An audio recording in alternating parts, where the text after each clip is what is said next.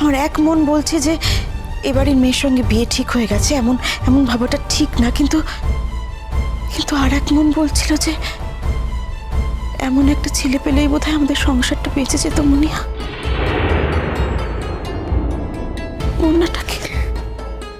মুন্নাটাকে মনের মতো করে মানুষ করতে পারতাম।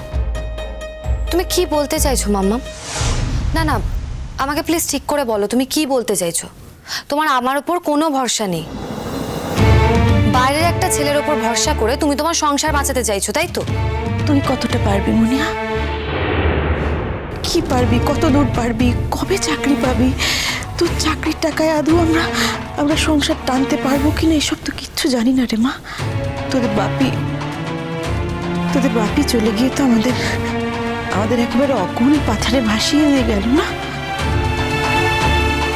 গানের স্কুল থেকে যেটুকু রোজগার করতাম সব আমি সংসারে দিয়ে দিয়েছি।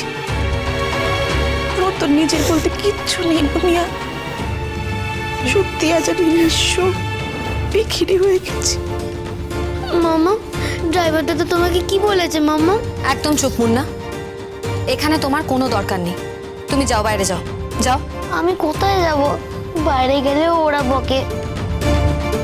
বড় মা তো খালি ক্যাক ক্যাক ক্যাক ক্যাক করে, আর তুই আমাকে এরকম বলছিস। এ বাড়িতে আমাদেরকে কেউ দেখতে পারে না, একটু করে এসেছি আর তুই এরকম করছিস। মুন্না, আচ্ছা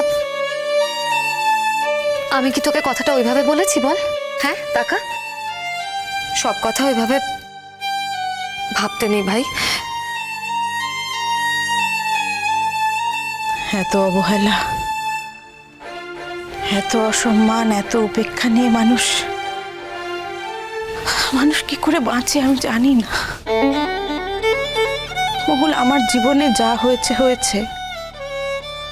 আমি তোকে ভালো কথা বলছি, নিজের জীবনটা গুছিয়ে নে মহুল। এত ভালো সুযোগ যখন এসছে একটা। এটা তুমি কি বলছো মাম্মা? আমি সুযোগ পেয়েছি? তোমার সুযোগ বলে মনে হলো? এর জন্য মন প্রাণ কিচ্ছু লাগে না? রোদ্দুর তো ভালো ছেলে মহুল, ওর মতো ভালো ছেলে কটা হয় রে? কোথায় পাবি ওর মতো ভালো ছেলে? ওর মতো একটা ছেলেকে ভালো না বেশে কেউ থাকতে পারে? মাম্মা প্লিজ। বুঝেছি মাম্মা, ড্রাইভার দাদা কি দিদিকে পছন্দ করেছে?